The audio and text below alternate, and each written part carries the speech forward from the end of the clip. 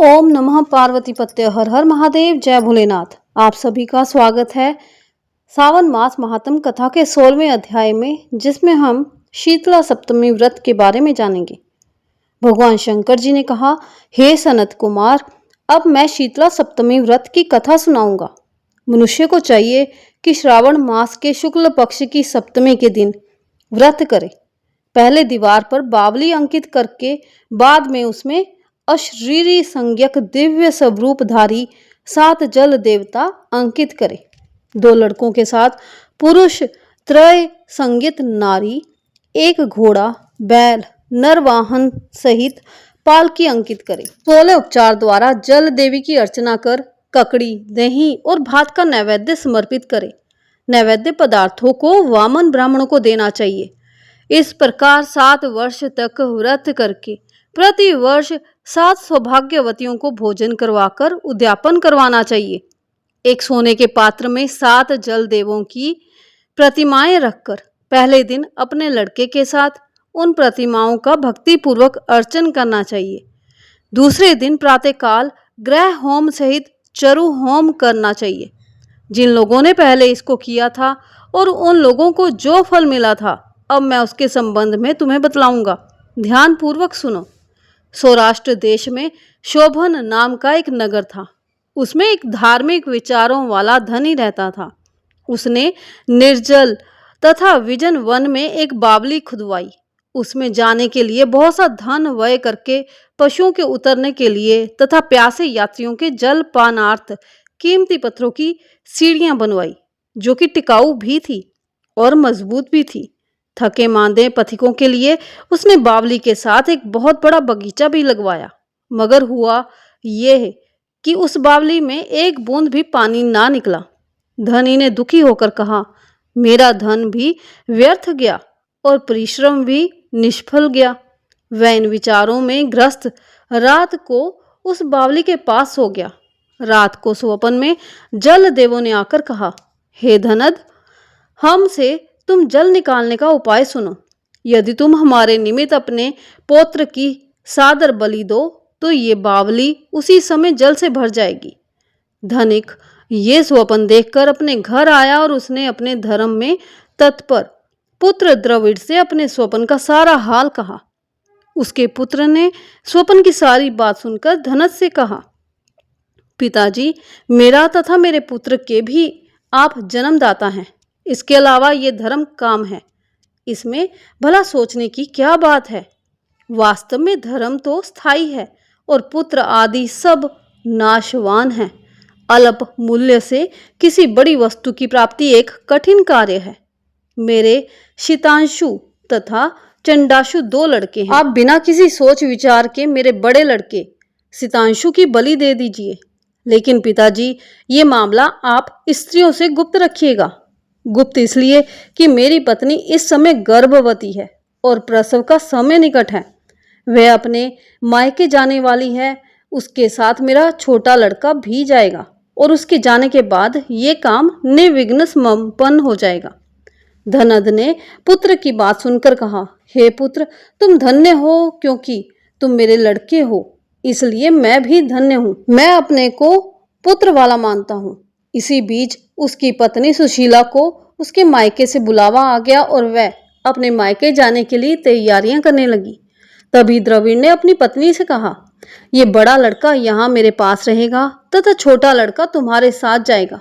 सुशीला ने अपने पति के आदेशानुसार अपने बड़े लड़के को तो अपने पति के पास छोड़ दिया और छोटे लड़के को साथ लेकर अपने मायके को रवाना हो गई।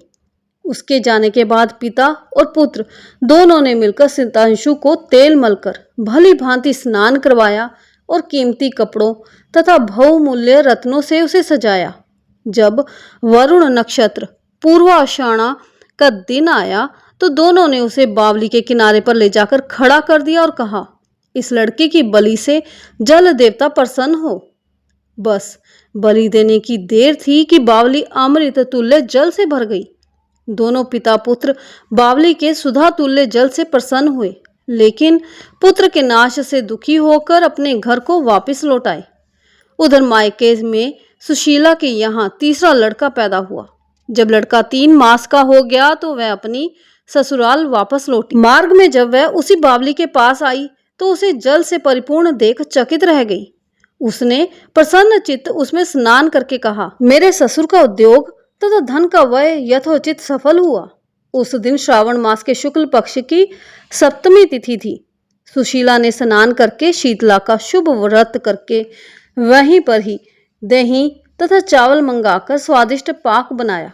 जल देवता का अर्चन करके दही, चावल और ककड़ी का नैवेद्य देकर वामन ब्राह्मणों को दे दिया। अपने साथ वालों के सहित आप भी दही, चावल और ककड़ी का भोजन किया। वहां से सुशीला का गांव 4 कोस पर था।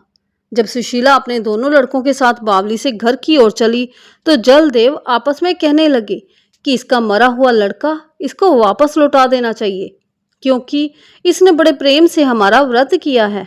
उन्होंने सुशीला का मृत पुत्र जल से बाहर निकाल दिया और उसे विदा कर दिया। अब लड़का पालकी के पीछे माता जी कहता हुआ दौड़ा। अपने लड़के की आवाज सुनकर सुशीला ने पीछे मुड़कर देखा। वह उसको देखकर हैरान रह गई और उसको गोद में बिठाकर उसका सिर चूमने लगी, लेकिन उसने लड़के से कुछ नहीं पूछा। सोचा, यदि इससे कुछ पूछूंगी तो ये डर जाएगा। वह सोचने लगी कि इसने जो बहुमूल्य गहने पहन रखे हैं, यदि इसे चोर ले जाते तो, अगर इसको घर में से पिशाच पकड़ कर लाए होते तो वह भला इसे छोड़ते कैसे, और इसकी जुदाई के कारण घर वालों का ना जाने क्या हाल हुआ होगा। बस इसी प्रकार सोचते हुए उसका घर आ गया। उसके आने का समाचार सुनकर पिता और पुत्र दोनों सोचने लगे कि सुशीला अब हमें क्या कहेगी और हम उसे क्या उत्तर देंगे। इसी बीच में अपने तीनों लड़कों सहित सुशीला मकान के भीतर पहुंच गई। ससुर तथा पति ने बड़े पुत्र सितांशु को देखकर हैरानी से तथा उसके साथ ही प्रसन्न होकर उससे पूछा, हे सुभद्रे, तूने किस पुण्य या व्रत को किया था? हे भामिनी, निश्चय ही तुम पुण्यव्रता हो। इस सितांशु को मरे आज 2 मास बीत चुके हैं। तुमने इसे दोबारा कैसे प्राप्त किया है? तथा बावली भी जल से पूर्ण हो गई है। जाते समय तुम यहाँ से 1 पुत्र को ले गई थी और आती बार 3 पुत्रों को साथ लेकर आई हो। शुभ्रे, वंश को तुमने उद्धार कर दिया है। हे शुभानने, मैं तुम्हारी क्या स्तुति करूं। इस प्रकार उसके ससुर ने प्रशंसा की और पति ने प्यार भरी नजरों से उसकी तरफ देखा। सास ने भी उसकी स्तुति की। उसने प्रसन्न होकर कहा, ये सब सुमार्ग का पुण्य फल है। वह इस प्रकार संसार में मनोभिलाषित भोग भोग कर परमानंदित हुए। हे तात, तुमसे मैंने ये शीतला सप्तमी का व्रत कहा है। इसमें दही, चावल, ठंडा शीतल ककड़ी फल, बावली जल तथा शीतला देवता कहे गए हैं। इसे करने वाले ताप त्रय से मुक्त होते हैं। इस कारण श्रावण मास की शुक्ल पक्ष की सप्तमी का नाम यथार्थ शीतला सप्तमी हुआ है। सावन मास महात्म कथा अध्याय 16वां संपूर्णम। भोलेनाथ की कृपा सदा अपने भक्तों पर बनी रहे और आप सभी का दिन शुभ और मंगल में रहे। हर हर महादेव, जय भोलेनाथ।